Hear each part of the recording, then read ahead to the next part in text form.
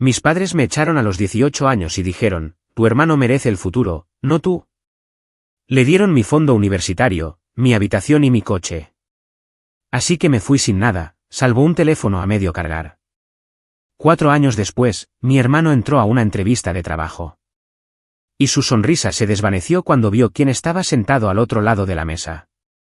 Todavía recuerdo el sonido de la puerta de tela metálica al cerrarse de golpe detrás de mí.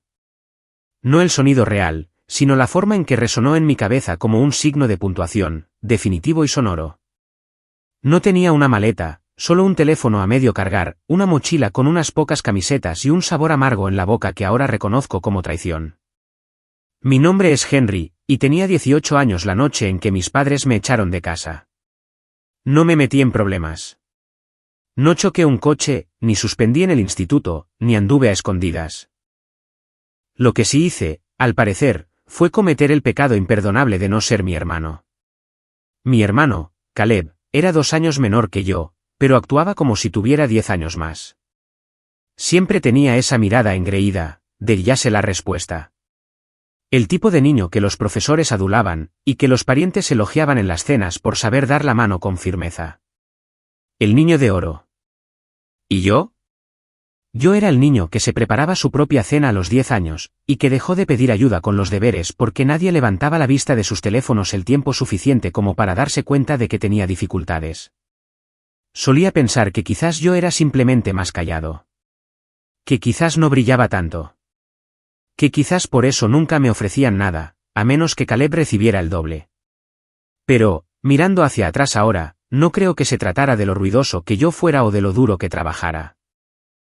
Creo que simplemente decidieron desde el principio que Caleb era el elegido, el que llevaría el apellido de la familia, el que tendría éxito y los haría sentir orgullosos. Yo era el plan B. Y cuando crees que el plan A está garantizado, empiezas a ver el plan B como un estorbo innecesario. No siempre fue así. Cuando era más joven, con 8, quizás 9 años, todavía recuerdo a mi padre llevándome a por un helado. Solo nosotros dos.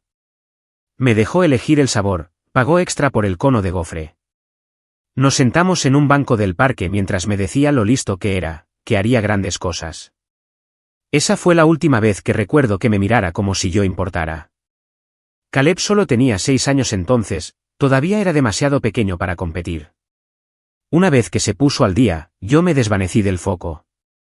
El cambio no fue repentino. Fue gradual, como ver el agua hervir si no estás prestando atención.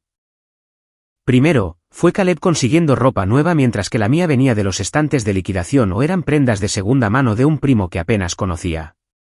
Luego, fue él librándose de las tareas porque tenía que estudiar. Después, mi habitación, mi pequeño santuario, empezó a sentirse como una habitación de invitados cada vez que Caleb necesitaba algo. «Henry, ¿puede Caleb usar tu escritorio?» «El suyo no es lo suficientemente grande». «Henry, ¿puede Caleb tener su pecera aquí por unas semanas?» «Henry, de todos modos, ya casi te vas de casa». Yo me quedaba callado. Pensaba que, si no creaba problemas, me verían, me apreciarían. Me mantuve alejado de los líos, saqué notas decentes, conseguí un trabajo a tiempo parcial a los 16 para pagar mi propia ropa. Estaba solicitando plaza en universidades a sus espaldas, con la esperanza de sorprenderlos con una carta de aceptación y demostrar que valía la pena invertir en mí. Mi orientadora, la señora Delany, dijo que tenía una oportunidad real en un par de facultades si podía conseguir una beca o algo de apoyo parental. Sabía que no éramos ricos, pero tampoco éramos pobres. Mi abuelo había dejado un fondo para la universidad cuando falleció, destinado específicamente para Henry y cualquier futuro hermano. No sabía cuánto había en él. Solo sabía que existía. Pensé que ayudaría a cubrir lo que yo no podía. El día en que todo empezó a desmoronarse de verdad fue 3 semanas después de cumplir los 18. Llegué a casa de mi turno en la librería para encontrar a Caleb sentado en mi cama, no cerca de ella, sobre ella. Con los zapatos puestos, los auriculares, el portátil abierto. Levantó la vista como si yo fuera el intruso. Le dije que se fuera. Dijo que mamá le había dicho que podía quedarse aquí hasta nuevo aviso. Me reí, pensé que era una broma. No lo era. Mamá pasó por allí, vio la puerta abierta y dijo, «Oh, Henry, estamos reorganizando las habitaciones ya que te mudarás pronto de todos modos. Caleb se quedará con tu cuarto. Dormirás en el estudio hasta que decidas tus próximos pasos». Simplemente la miré parpadeando. Sin discusión, sin aviso, simplemente desahuciado. Le pregunté a qué se refería con próximos pasos, y ella dijo, bueno, la universidad o el trabajo o lo que sea que estés planeando. Ya tienes 18 años. Como si me estuviera recordando una factura que olvidé pagar. Intenté no entrar en pánico. Quizás era temporal. Quizás solo querían ayudar a Caleb a concentrarse. Tenía los exámenes de acceso a la universidad pronto, ¿verdad? Moví mis cosas al estudio. Apenas había espacio para un colchón en el suelo. Mi padre no dijo nada, solo asintió como si tuviera todo el sentido del mundo. Hay que hacer sacrificios por el futuro, dijo. No me di cuenta en ese momento de que no se refería a que Caleb se sacrificara. Se refería a mí. Una semana después, descubrí que Caleb se había llevado mi coche, no prestado, se lo había llevado. Mi viejo Civic en el que había trabajado todo el verano 2 años atrás, cambiando los neumáticos, parcheando los asientos, ahorrando para altavoces nuevos. Mi nombre estaba en los papeles de cuando lo compré de segunda mano al primo de mi jefe. Excepto que, de alguna manera, mi padre había transferido el título a nombre de Caleb por razones del seguro. Me quedé en la entrada viendo a Caleb dar marcha atrás, con la música a todo volumen, mientras mamá me decía que no necesitaba un coche ya que no iba a ninguna parte. Ahí fue cuando lo entendí. El coche, la habitación, el tono en sus voces cuando me hablaban. Ya no era parte del plan. Era un peso extra que estaban eliminando. El golpe de gracia llegó 2 noches después durante la cena. Mis padres habían abierto una botella de vino, algo raro en nuestra casa, y estaban celebrando. Pregunté cuál era la ocasión. Mamá miró por encima de su copa y dijo, acabamos de finalizar todo para el plan universitario de Caleb. Admisión anticipada en Wilmore, y vamos a usar el fondo del abuelo para ello. Todo. Se me cayó el tenedor. Literalmente, ni siquiera fue a propósito. Simplemente me quedé helado. ¿Todo? Pregunté. Mi voz sonaba extraña, como si no fuera la mía. El fondo que el abuelo nos dejó a los dos. Papá se encogió de hombros como si no fuera gran cosa. Ya eres un adulto. Te las arreglarás. El futuro de Caleb está más estructurado, es más prometedor. Es nuestra mejor oportunidad. Me levanté. Sentía las piernas temblorosas. ¿Así que eso es todo? ¿No recibo nada después de todo? Mamá ni siquiera parecía avergonzada, solo exasperada. Henry, no montes una escena. Deberías haber solicitado más becas. Caleb necesita esto. Tú te las arreglarás. No grité. No lloré. Simplemente asentí lentamente, me di la vuelta y caminé hacia el estudio. No dormí esa noche. Me quedé mirando el techo y esperé a la mañana. No sabía exactamente qué iba a hacer, pero sabía que no podía quedarme. Así que, a las 6 de la mañana, antes de que nadie más se despertara, empaqué lo poco que tenía en mi mochila, desconecté mi teléfono a medio cargar y salí por la puerta. Sin nota, sin despedidas. Lo que no sabía en ese entonces era que irme sería el primer paso hacia algo mucho más grande. Algo que nunca vieron venir.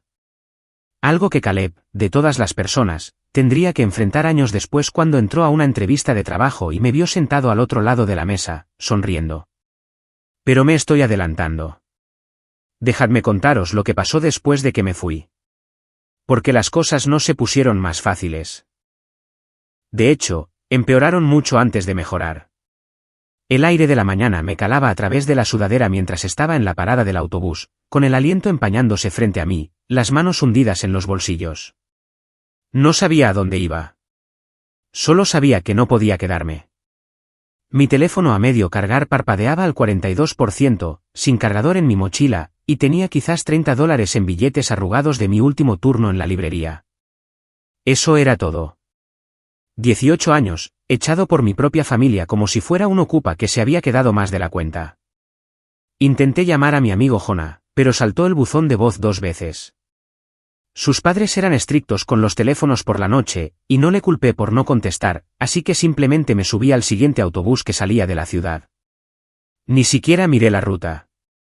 Pensé que viajaría hasta que viera algo que no me hiciera sentir como si me estuviera ahogando.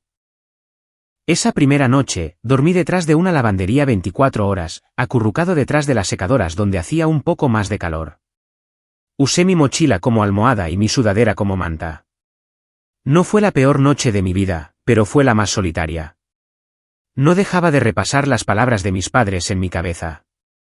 Caleb es nuestra mejor oportunidad. Te las arreglarás. No montes una escena. Como si fuera un personaje secundario en la historia de mi propia vida al que estaban eliminando sin una despedida adecuada. Pasé las siguientes semanas durmiendo en sofás ajenos. Jonah apareció al día siguiente y me ofreció su garaje. Era estrecho, lleno de bicicletas viejas y cajas, pero tenía un techo y acceso a un enchufe. Ese enchufe se convirtió en mi salvavidas. Empecé a buscar trabajo de inmediato. Cualquier cosa para mantenerme ocupado, para no pensar. Conseguí un trabajo en una ferretería a 2 pueblos de distancia, viajando 1 hora en cada sentido en autobús. No pagaban mucho, pero trabajaba como un poseso. Reponía estantes, cargaba palés, limpiaba derrames sin que me lo pidieran. El gerente, Dale, se dio cuenta. Me ofreció horas extra, y pronto también trabajaba los fines de semana. Mientras tanto, a los padres de Jonah no les importaba que me quedara un tiempo, pero tenían sus propias vidas, y estaba claro que yo solo era un invitado. Limpiaba el garaje cada 2 días y pagaba mi propia comida. Incluso aporté algo de dinero para la factura de la luz. Aún así, después de un par de meses, Jonah me llevó a un lado y dijo, «Oye, tío. Mi madre está empezando a hacer preguntas. Creo que tienes que empezar a buscar un sitio de verdad». No le culpé. Solo asentí. Sí, lo entiendo. Para la primavera, había ahorrado lo suficiente para un apartamento compartido con otros 2 chicos que conocí en el trabajo. Eran mayores, desordenados y fumaban demasiado dentro de casa, pero el alquiler era barato y a nadie le importaba de dónde venía. Cogí turnos de noche descargando camiones y empecé a hacer cursos online gratuitos durante el día. Encontré un ritmo. No era glamuroso, pero era mío. Ese año me enseñó más de lo que el instituto jamás lo hizo. Cómo vivir con poco, cómo presupuestar hasta el último céntimo, cómo seguir adelante incluso cuando cada hueso de tu cuerpo dice, duerme. Aprendí a arreglar cosas rotas, fregaderos, neveras, microondas y finalmente empecé a aceptar pequeños trabajos de reparación para ganar dinero extra. Me dije a mí mismo que construiría algo desde cero, no por venganza. Todavía no. Solo para demostrarme a mí mismo que podía hacerlo. Y entonces llegó el correo electrónico. Fue casi 1 año después de que me fuera de casa. Estaba sentado en el balcón de nuestro cutre apartamento, comiendo fideos fríos directamente del envase, cuando lo vi. El asunto decía, asunto familiar urgente. Era de mi madre. Lo miré fijamente durante mucho tiempo. Mi pulgar se cernía sobre el botón de borrar, pero la curiosidad pudo más. Henry, sé que las cosas terminaron mal, pero tenemos que hablar. El trabajo de tu padre fue recortado, y estamos en una situación financiera un poco difícil. Caleb está tratando de concentrarse en sus estudios, pero la matrícula es abrumadora. Sé que siempre has sido independiente, y admiramos eso. Pero si estás en posición de ayudar a tu hermano a superar este semestre, significaría mucho para la familia. Dejemos el pasado atrás. Seguimos siendo tus padres. Con cariño, mamá. Me reí a carcajadas de verdad. Las mismas personas que me echaron como basura ahora pedían ayuda. Después de 1 año de silencio, después de quedarse con mi habitación, mi coche y mi fondo universitario. No respondí. Quería hacerlo. Quería escribir la respuesta perfecta que les retorciera el cuchillo, pero decidí que el silencio sería más elocuente. Lo intentaron un par de veces más. Papá dejó un mensaje de voz, tenso e incómodo. Mamá volvió a escribir con frases como todos hemos cometido errores y Caleb lo está pasando muy mal. Aún así, no respondí. Pero esa no es la traición de la que he venido a hablar. No, esa llegó 6 meses después, cuando recibí una carta por correo, un sobre grueso y de aspecto oficial dirigido al señor Henry L. Carmichael, mi nombre completo, que no había visto impreso desde el instituto. El remitente decía Camden Law Offices. Se me encogió el corazón. La abrí lentamente, y dentro había una notificación formal. Mis padres habían solicitado el control sobre el saldo restante del fondo fiduciario de mi abuelo, el mismo que afirmaban que ya se había agotado. Confundido, lo releí 2 veces, luego una tercera. Decía que todavía quedaba una parte, unos $17,000 intactos, a mi nombre, pero que mis padres estaban solicitando al tribunal obtener acceso de custodia temporal sobre los fondos para fines educativos y de apoyo familiar. Tenía fecha de un mes atrás. No me lo habían dicho, no me lo habían pedido. Estaban tratando de acceder legalmente a un dinero que ni siquiera era suyo. Llamé al número que aparecía al final. El asistente legal al otro lado del teléfono lo confirmó todo. La cuenta seguía activa, pero había sido congelada a la espera de la audiencia judicial. Mis padres alegaban que yo había abandonado a la familia y que se les debía conceder el control temporal de los fondos para la educación continua de Caleb en la Universidad de Wilmore. Me quedé de piedra. Abandonado a la familia después de que me echaran. Fue como recibir una bofetada con la mano abierta después de haber recibido ya un puñetazo en el estómago. Pregunté cuáles eran mis opciones, y el asistente legal dijo secamente: tiene todo el derecho a impugnar esto, pero tendrá que presentarse en el tribunal y proporcionar pruebas de que los fondos estaban destinados a usted y de que es capaz de gestionarlos. Colgué, me quedé sentado en el balcón con la carta en mi regazo, y miré los tejados de la ciudad. El horizonte parecía una hilera de dientes rotos. Todo lo que podía pensar era: todavía están tratando de quitarme algo. Incluso ahora, incluso después de todo. No tenía abogado. No podía permitirme uno, pero tenía tiempo. Tenía documentos, extractos bancarios antiguos, expedientes académicos, incluso una nota escrita a mano de mi abuelo felicitándome por mi graduación del instituto con una línea que decía: espero que esto ayude con tus sueños universitarios, Henry. Pasé las siguientes 3 semanas preparándome. Cada momento libre, cada descanso en el trabajo, cada noche hasta tarde, estaba escaneando documentos, organizando carpetas, investigando leyes sobre fideicomisos familiares. Jonah también me ayudó. Incluso consiguió que su tío, que era un abogado jubilado, revisara mi declaración antes de que la presentara en el tribunal. El día de la audiencia, me puse la única camisa de botones que tenía y llegué temprano. Mis padres ya estaban allí, sentados en el pasillo fuera de la sala del tribunal. Papá parecía mayor, cansado. Mamá llevaba su chaqueta de la iglesia y una sonrisa tensa que no llegaba a sus ojos. Caleb no estaba con ellos. Cuando me vio, su rostro se contorsionó en algo entre la sorpresa y la irritación. «¿Has venido?», dijo. La miré directamente a los ojos. «Por supuesto que sí. Es mi nombre el que está en el fideicomiso». Papá no dijo nada. Dentro de la sala, me senté frente a ellos mientras el juez leía las declaraciones. Me sudaban las manos, pero mi voz era firme. Dije la verdad. Les conté todo: que me echaron, lo del coche, la habitación, el trato silencioso. Entregué mis documentos, incluida la nota del abuelo. Mamá intentó hacerse la víctima. Lloró, dijo que yo lo había entendido mal, que estaban protegiendo el futuro de la familia. El juez escuchó en silencio, hizo preguntas, tomó notas. No fue una audiencia larga, pero pareció extenderse para siempre. Al final, el juez falló a mi favor. El fideicomiso permanecería bajo mi control. Mis padres no tenían ningún derecho legal. Ni siquiera me miraron cuando todo terminó. Salí de ese juzgado, no solo con los fondos intactos, sino con algo más, una sensación de poder que nunca antes había sentido. Ya no podían quitarme nada. Pero no había terminado. Verás, esa traición, aquella en la que intentaron llevarse mi última red de seguridad y llamarlo apoyo familiar, encendió un fuego en mí. Me di cuenta de que no pararían a menos que yo los detuviera. A menos que dejara claro de una vez por todas que yo no era el débil y prescindible que ellos pensaban. Así que, empecé a planificar. Y ese plan, llevaría otros 4 años, mucho crecimiento, y una oferta de trabajo perfectamente sincronizada. Porque algún día, pronto, Caleb entraría en una sala de entrevistas pensando que su vida por fin se estaba arreglando, y me vería sentado al otro lado de la mesa, sosteniendo su futuro en mis manos. Pero os contaré cómo llegamos allí a continuación. Después de la audiencia en el tribunal, uno pensaría que estaría en la cresta de la ola, como un desvalido que finalmente ha devuelto el golpe. Pero la vida no te da pequeñas victorias pulcras envueltas en lazos. Simplemente sigue adelante, indiferente a si estás ganando o apenas aguantando.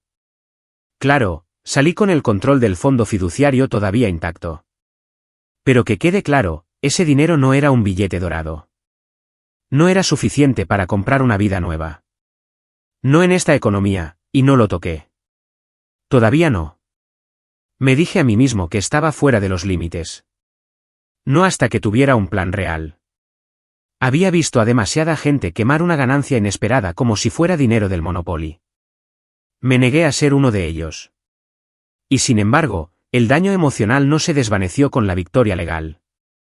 De hecho, se hundió más profundo. Mis padres no solo habían intentado robarme. Habían intentado reescribir la historia por completo. Abandonó a la familia. Esa frase me atormentaba. Estaba en su expediente judicial, tan claro como el día. Y se me quedó grabada, como si yo fuera un niño fugitivo que eligió las calles en lugar de las cenas de los domingos. Sin importar la realidad de que me echaron sin pensarlo 2 veces e intentaron quitarme todo después. Ese invierno fue brutal. Mis 2 compañeros de piso se mudaron sin previo aviso. Uno desapareció después de ser arrestado por conducir bajo los efectos del alcohol. Y el otro simplemente dejó una nota en la nevera: conseguí un trabajo mejor. Lo siento. Lo que me dejó luchando por cubrir un alquiler que no podía pagar solo. Acepté turnos extra, pedí dinero prestado a Jonah, lo cual odiaba hacer, y dejé de comprar alimentos que no vinieran a granel. Hubo días en los que comía avena instantánea para el desayuno, el almuerzo y la cena. Días en los que me duché con agua fría porque el calentador se rompió y el propietario desapareció. Noches en las que me acostaba completamente vestido, envuelto en 2 mantas de tiendas de segunda mano porque las ventanas tenían fugas y la corriente de aire me entumecía los dedos. Pero seguí adelante. No me quejé. No le lloré a Jonah ni le envié a Caleb un párrafo amargo. Simplemente existí en silencio. Y durante esas noches silenciosas, empecé a planificar. No una venganza, no al principio, solo supervivencia. Comencé a guardar cada dólar extra que podía. Acepté pequeños trabajos de reparación de productos electrónicos por debajo de la mesa. Portátiles, teléfonos, consolas de videojuegos. Empecé a ser bastante bueno en ello, viendo tutoriales de YouTube y aprendiendo sobre la marcha. Soldaba placas base bajo una lámpara de escritorio de $15 y pegaba pantallas rotas con manos firmes. Se corrió la voz. Algunas semanas ganaba más arreglando tecnología que reponiendo estantes. Esa habilidad me dio una idea. Había un community college al otro lado de la ciudad que ofrecía una certificación de 2 años en sistemas de TI y seguridad de redes. El costo no era una locura, y ofrecían clases nocturnas, perfectas para alguien que trabajaba durante el día. Tomé un autobús hasta allí un jueves después de mi turno y recorrí los pasillos como si ya perteneciera al lugar. Cogí un folleto, lo leí de principio a fin. Fue la primera vez en mucho tiempo que sentí esperanza, pero dudé, no porque no creyera en mí mismo. Para entonces, sabía que podía superar cualquier cosa. Dudé porque no quería usar su dinero. El fondo fiduciario. Cada vez que miraba esa cantidad intacta en mi cuenta, oía la voz de mi madre. Caleb lo merece más. Usarlo se sentía como tomar veneno prestado. Pero la verdad era que ese dinero era mío.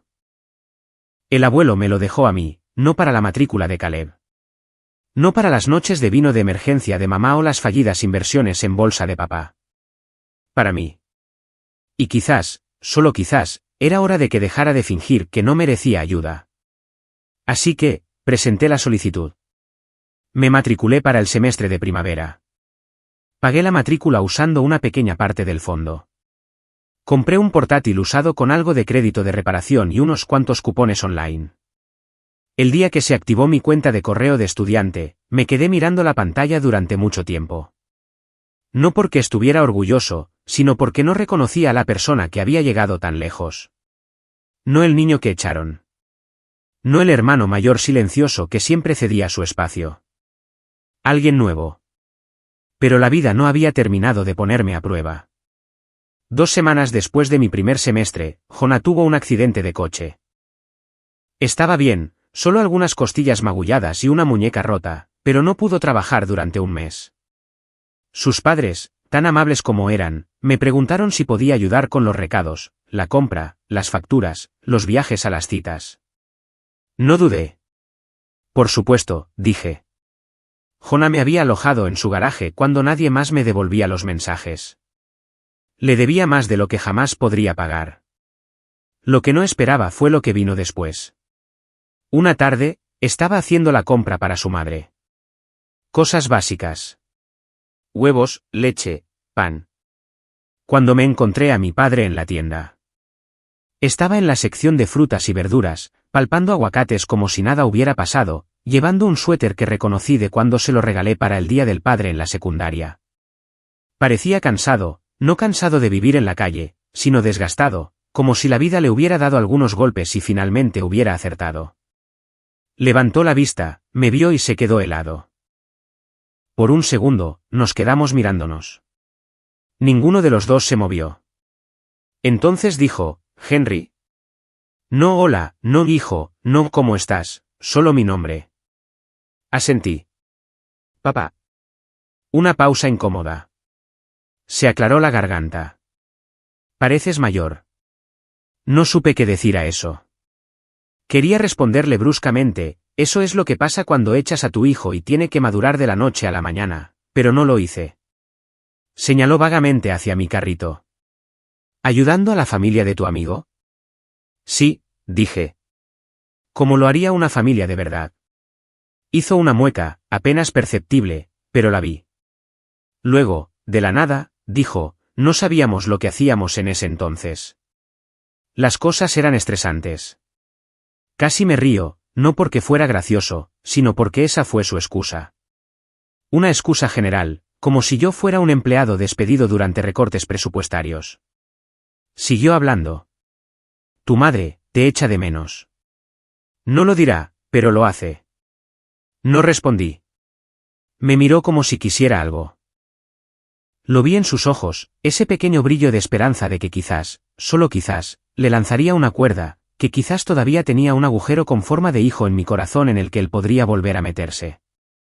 Pero no le di esa satisfacción. En cambio, pregunté, ¿cómo está Caleb? En el momento en que lo dije, me arrepentí. No porque me importara, sino porque no quería darles ninguna parte de mí, ni siquiera mi curiosidad. Papá suspiró. Lo está pasando mal. Cambió de carrera 2 veces. Perdió su beca el semestre pasado. No está seguro de lo que quiere. Me encogí de hombros. Suena como un problema que sus padres deben resolver. Papá abrió la boca como si fuera a discutir, pero la volvió a cerrar. En ese momento parecía más viejo de lo que nunca le había visto, como si el peso de sus decisiones finalmente se hubiera asentado sobre sus hombros. Bueno, murmuró, me alegro de verte. No respondí. Se alejó, dejando atrás el olor a colonia y algo agrio. Arrepentimiento, quizás. Esa noche, no pude dormir. No porque me sintiera culpable, sino porque ese encuentro me sacudió más de lo que quería admitir. Seguí reproduciendo su voz en mi cabeza, tratando de descifrar lo que realmente quería decir. ¿Era remordimiento, manipulación, una mezcla de ambos? No lo sabía. Todavía no lo sé. Pero me esforcé el doble en los estudios después de eso. Estudié más duro, acepté todos los trabajos de reparación que pude encontrar, y lentamente, centímetro a centímetro, construí algo que parecía un futuro. Ya no solo estaba sobreviviendo. Estaba apilando ladrillos. Mis profesores se dieron cuenta. Uno de ellos, el señor Wan, me llevó a un lado después de clase un día y me dijo, ¿has pensado en hacer prácticas? Conozco a un tipo que trabaja en T Corporativa, una gran empresa. Podría ser un buen sitio para ti. Parpadeé. ¿En serio? Asintió. Tienes el impulso y la historia. Dudé. No quiero caridad. No es caridad, dijo. Es una oportunidad. Te la has ganado. Así que, envié mi currículum, lo pulí, añadí mi negocio de reparaciones, mis cursos, mi promedio de notas, que era sorprendentemente bueno. No esperaba mucho, pero una semana después, recibí un correo electrónico. Nos encantaría programar una entrevista. Era un puesto de analista de T-Junior en una empresa de tecnología financiera en el centro. Nada glamuroso, pero pagaban decentemente y tenía potencial. Llegué temprano, me puse mi única chaqueta, llevé copias de mi currículum en papel de verdad, me senté en la sala de espera con las palmas sudorosas e intenté no mover la pierna demasiado. Y cuando dijeron mi nombre, me levanté, di la mano y entré en la sala de entrevistas. Fue entonces cuando lo vi sentado al otro lado de la mesa, vestido con un traje azul marino, sosteniendo un portapapeles. Mi hermano, Caleb. Levantó la vista y su sonrisa se desvaneció. Pero no os voy a contar lo que pasó después. Todavía no. Porque antes de ese momento, antes de que las tornas realmente cambiaran, había una cosa más que no os he contado. Algo que Caleb hizo, algo que no descubrí hasta justo antes de esa entrevista. La verdadera traición. Y una vez que lo supe, todo cambió. No solo como lo veía a él, sino cómo me veía a mí mismo y lo que sabía que tenía que hacer a continuación. Los ojos de Caleb se abrieron como platos en el segundo en que me vio al otro lado de esa mesa de entrevistas. Y por un instante fugaz, no supe decir si la emoción detrás de ellos era confusión, culpa o miedo. No me había visto en años. No desde el día en que me fui con un teléfono a medio cargar y una mochila llena de camisetas. No desde la sala del tribunal, donde ni siquiera se molestó en aparecer. Lo vi parpadear una, 2 veces, y luego mirar sutilmente la placa con mi nombre que tenía delante, como para confirmar lo que sus entrañas ya le gritaban. Henry Carmichael, gerente de contratación de T-Junior. Ofrecí la sonrisa más profesional que pude. Pulcra, neutral, con el calor justo para mantenerla profesional, pero no lo suficiente como para borrar los años que nos separaban. Siguiente candidato, por favor, dije, señalando la silla vacía. Se sentó como un hombre que camina hacia un pelotón de fusilamiento. Pero antes de llegar a lo que sucedió en esa sala, dejadme retroceder. Porque la historia no trata sobre el momento en que me vengué. Trata sobre la escalada que me llevó hasta allí. Después de ese encuentro con mi padre en el supermercado, algo cambió. Quizás fue la amargura que aún persistía en mi pecho. Quizás fue el recordatorio de que me estaba yendo mejor, de que había llegado tan lejos sin la ayuda de nadie. De cualquier manera, dejé de esperar un cierre. Dejé de esperar que un día se despertaran y lo sintieran. Dejé ir esa fantasía de la misma manera que había dejado ir los dibujos de la infancia y los trofeos de béisbol, con una finalidad silenciosa. La universidad empezó a acelerar. Terminé mi primer semestre con todos sobresalientes. Luego el siguiente. Resultó que se me daba mejor de lo que nunca esperé. Los sistemas tenían sentido para mí. Los problemas tenían soluciones, y no me asustaba el trabajo duro. Obtuve certificaciones adicionales, CompTIA, Cisco Networking, incluso un poco de automatización con Python por mi cuenta. Consumía información como un hombre hambriento. Y las prácticas se convirtieron en un trabajo. Me contrataron como especialista técnico junior a tiempo completo una vez que terminé mi segundo año. Mi salario no era glamuroso, pero era sólido, más de lo que jamás había visto mientras crecía. Encontré un apartamento limpio, diminuto pero mío, y compré un coche usado decente que no olía a comida rápida rancia. Por primera vez en mi vida, podía respirar. Pero no me detuve ahí. Seguí aprendiendo. Cada noche después del trabajo, me conectaba a clases online, estudiaba gestión de proyectos, protocolos de ciberseguridad, infraestructura de datos. Participaba en reuniones de networking, hacía preguntas, me quedaba hasta tarde para observar a los analistas senior.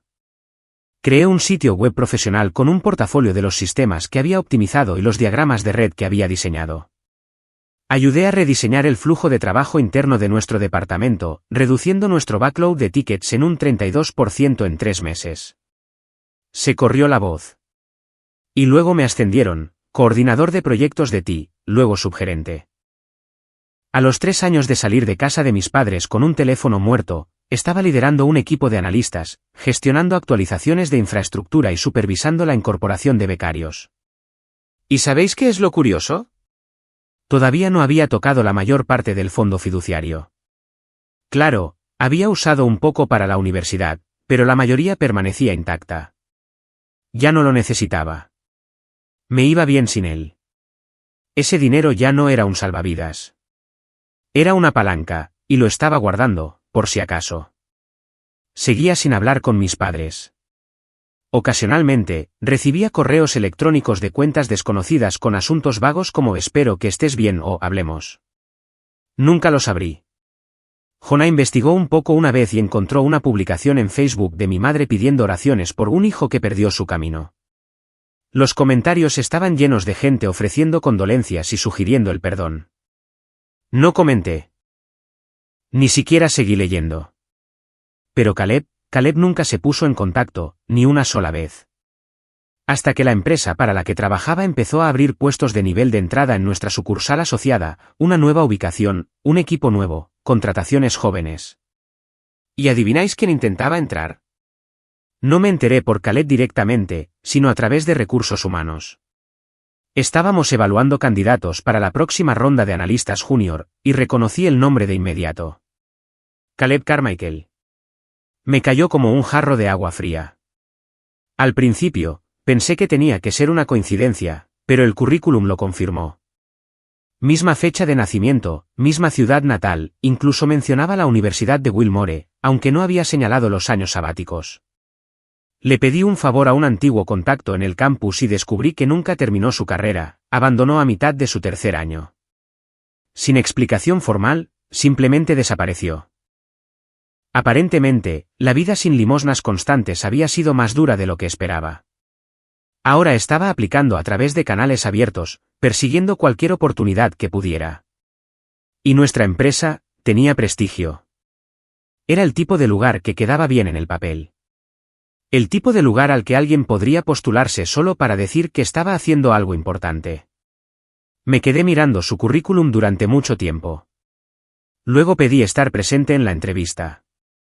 ¿Hay alguna razón?, preguntó mi jefe. Normalmente no estás en las primeras rondas. Sonreí. Solo quiero asegurarme de que estamos contratando a gente que sabe tomar la iniciativa. Se encogió de hombros. Todo tuyo. Y así fue como Caleb terminó entrando en esa sala de conferencias y viéndome sentado frente a él. El ascenso no fue ostentoso. No hubo fuegos artificiales, ni montajes dramáticos. Sucedió lentamente, a través de mañanas cansadas y noches de estudio, a través de correos de rechazo y escaladas de clientes, a través de arreglar los desastres de otros y permanecer en silencio cuando el mérito de mi trabajo se lo llevaba otro. Pero finalmente, la gente se dio cuenta. Mi nombre comenzó a circular en las listas de ascensos. Los clientes me solicitaban por mi nombre. Mi equipo creció. Y un día, la jefa de nuestro departamento me llamó a su oficina y me dijo: «Tienes buen ojo para los detalles. ¿Has pensado alguna vez en gestionar la contratación?» No lo había hecho, pero dije que sí porque sabía que un día, él llamaría a la puerta. Y aquí estábamos. Se sentó frente a mí, su postura se enderezaba lentamente, sus palmas descansando sobre la mesa como si intentara parecer tranquilo. Pero sus ojos lo traicionaban. Podía verlo, los 1000 pensamientos corriendo detrás de ellos. No revelé nada. Empecemos, dije. Pero incluso mientras lanzaba la primera pregunta, parte de mí recordaba. No la traición, ni el estudio, ni el coche, sino algo que encontré solo unas semanas antes de la entrevista. Algo que lo cambió todo. Estaba limpiando una vieja cuenta de correo electrónico que no había revisado en años. La misma que usaba en el instituto. Estaba borrando spam, dándome de baja de boletines inútiles, cuando lo encontré. Un correo electrónico de Caleb, fechado 6 meses antes de que me echaran. Asunto, privado. Hice clic por curiosidad, y lo que leí me heló la sangre. Era un mensaje reenviado, mi carta de aceptación a la universidad, la que nunca recibí. Y debajo, un breve mensaje de Caleb a mi madre: ¿borro esto o quieres hacerlo tú? Fue entonces cuando supe que no solo favorecían a Caleb. Me sabotearon activamente. Me quedé mirando ese mensaje durante mucho tiempo, tratando de asimilar el hecho de que Caleb había interceptado mi carta de aceptación. Quizás inició sesión en mi cuenta cuando olvidé cerrarla, y se la envió a nuestra madre para que pudieran deshacerse de ella. Y lo habían hecho. Nunca vi esa aceptación. Ni siquiera supe que la universidad había respondido. Pensé que me habían rechazado, que no era lo suficientemente bueno. Pero lo era. Simplemente nunca tuve la oportunidad. Ese correo electrónico lo cambió todo. No solo cómo los veía a ellos, sino cómo me veía a mí mismo. Durante años, pensé que era de segunda categoría. No lo suficientemente inteligente, no lo suficientemente impresionante. Pero me habían robado la línea de salida. Y ahora aquí estaba él, sentado frente a mí, buscando trabajo. Y yo tenía las llaves.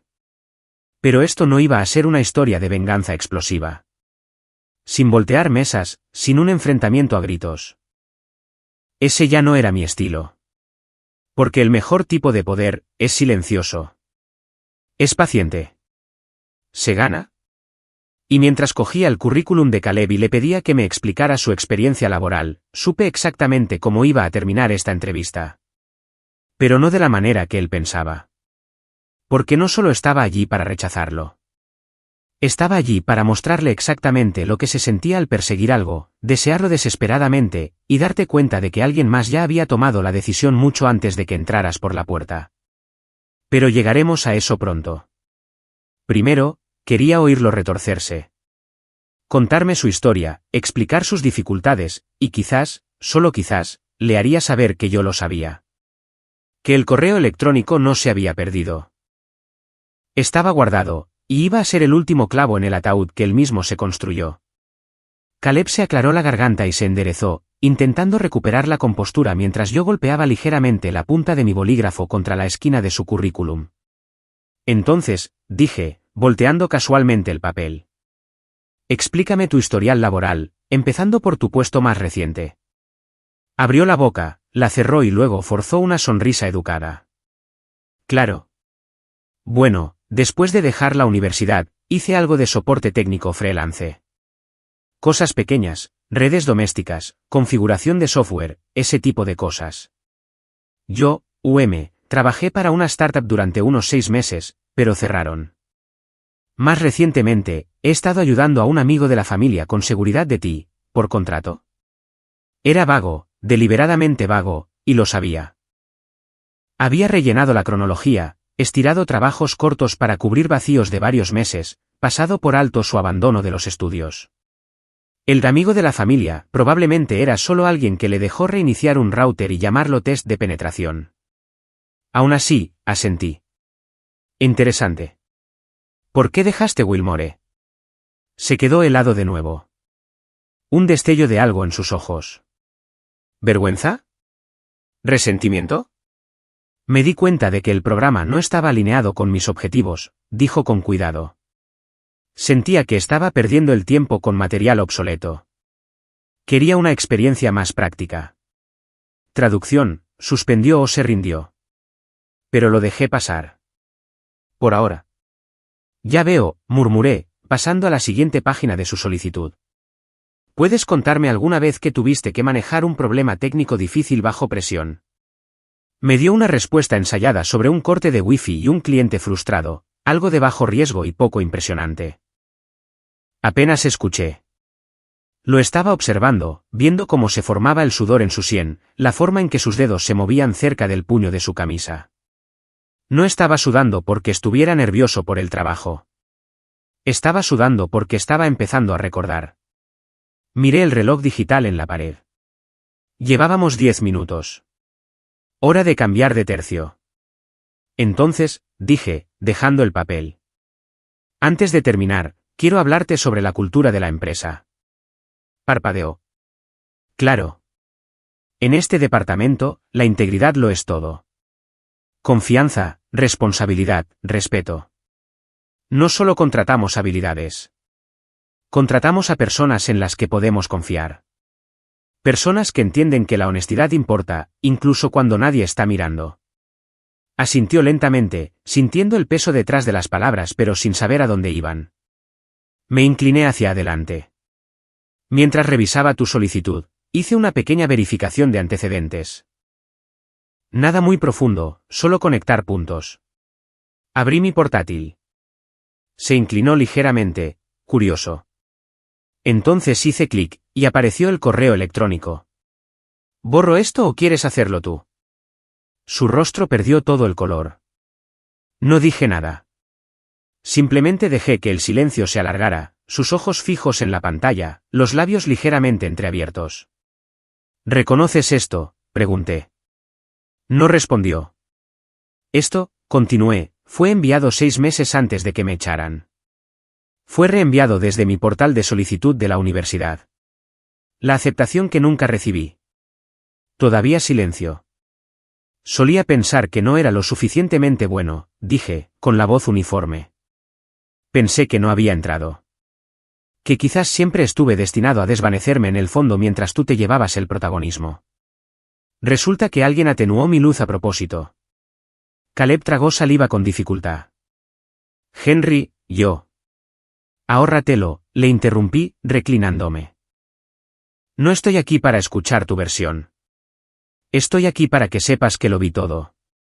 Y quiero que reflexiones sobre eso por un segundo, porque no solo robaste una carta. Robaste años.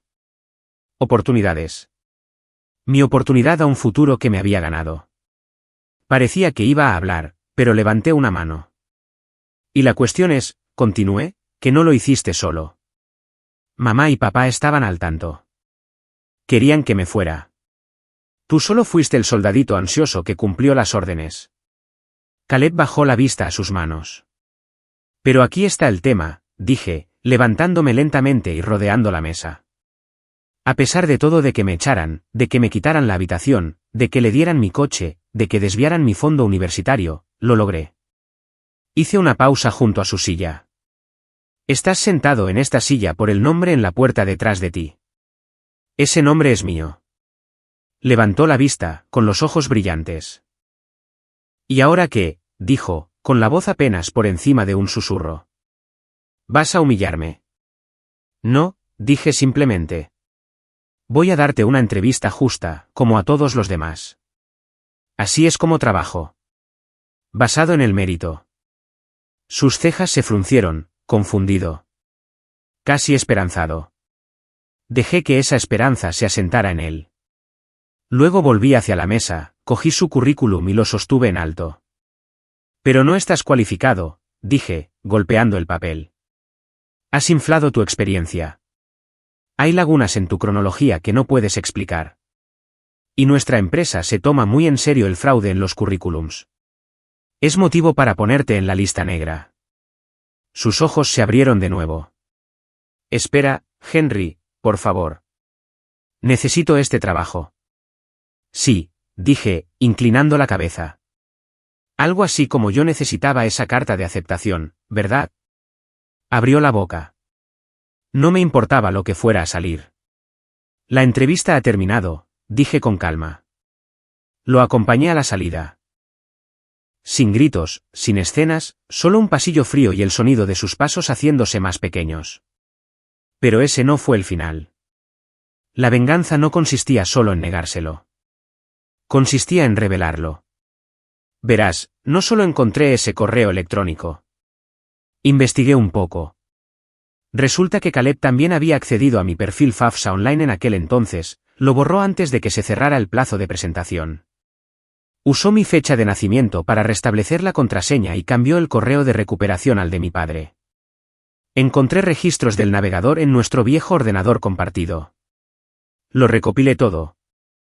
Luego envié un archivo bien organizado al departamento de admisiones de Wilmore con la etiqueta Evidencia de interferencia académica, ex solicitante Henry Carmichael. Les dije que no pedía una admisión retroactiva. Solo quería que supieran que sus sistemas habían sido explotados, que mi solicitud había sido saboteada desde mi propia casa. Respondieron, se disculparon, dijeron que estaban investigando. También mencionaron que habían recibido múltiples informes a lo largo de los años de estudiantes con casos similares y que el mío había ayudado a conectar los puntos. Luego vino el golpe final. Una semana después de la fallida entrevista de Caleb, recibí una llamada del comité disciplinario de Wilmore. Intentó volver a matricularse a través de su programa online de educación continua. Había sido rechazado. Permanentemente. Marcaron su expediente académico, pusieron su nombre en la lista negra. No lo celebré, no exteriormente, pero por dentro, fue la primera vez que sentí paz. No venganza, no rencor. Justicia. Pero quedaba un último movimiento, uno silencioso. Escribí una carta, dirigida a mis padres. Sin remitente, solo un sobre blanco liso con 3 simples líneas. Me echasteis a los 18 sin nada. 4 años después, vuestro hijo favorito vino a suplicar a mi puerta. Le di exactamente lo que me disteis a mí. Y luego, seguí adelante. Porque a veces la venganza no es ruidosa. No es un espectáculo. Es, simplemente, el equilibrio restaurado. Y después de todos estos años, finalmente había encontrado el mío. 6 meses después de que Caleb saliera de esa sala de entrevistas, recibí un mensaje a través de LinkedIn de un nombre que no había visto en años. Mamá. El perfil apenas estaba completado. Sin trabajo listado, sin foto de perfil sonriente, solo una imagen recortada de ella de pie junto a Caleb en lo que parecía una graduación de instituto. El mensaje era corto: nos hemos enterado de lo que pasó. Por favor, llámanos. Caleb lo está pasando mal. ¿Nos gustaría hablar? No respondí. En lugar de eso, me senté en el balcón de mi nuevo apartamento en el piso 12, con vistas al horizonte y una brisa que no olía a moho ni a ramen quemado, y dejé que el mensaje se quedara ahí, sin leer. Ya había tomado mi decisión. Para entonces, todo había cambiado. Me habían ascendido de nuevo, gerente senior de TI. Mi equipo se había duplicado. Estaba asesorando a analistas junior, organizando talleres de seguridad, e incluso consultando para startups por mi cuenta. ¿El fondo fiduciario? Finalmente lo cerré, tomé el saldo restante, lo igualé con mis ahorros y comencé un fondo de becas, la beca Segunda Oportunidad Carmichael, diseñada específicamente para estudiantes que habían sido desplazados, saboteados o a quienes sus propias familias les habían negado el apoyo. Financié a los 3 primeros beneficiarios yo mismo.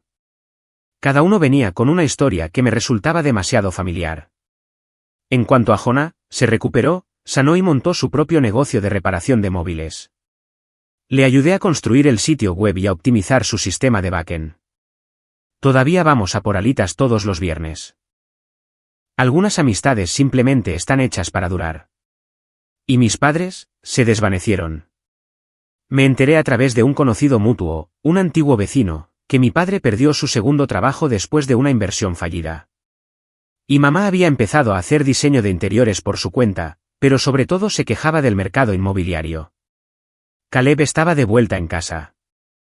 Sin título, sin trabajo, todavía actuando como si el mundo le debiera algo. No eran villanos de película, solo personas pequeñas que tomaron decisiones pequeñas. Pero ya había terminado de dejar que sus decisiones me definieran. Un sábado, mientras el sol se ponía en el horizonte y pintaba el cielo de dorado, saqué la vieja foto que había guardado. Yo a los 15, de pie frente al Civic por el que tanto había trabajado para comprar. Grasa en mis manos, una sonrisa torcida, esperanza en mis ojos. Miré a ese niño y susurré: lo conseguimos. Luego volví a guardar la foto en el cajón y lo cerré para siempre. Ese capítulo había terminado. No con una explosión, no con una puerta rota o una confrontación a gritos. Solo con una paz silenciosa y el conocimiento de que la mejor venganza no es solo vivir bien. Es convertirte en alguien a quien nunca podrán tocar.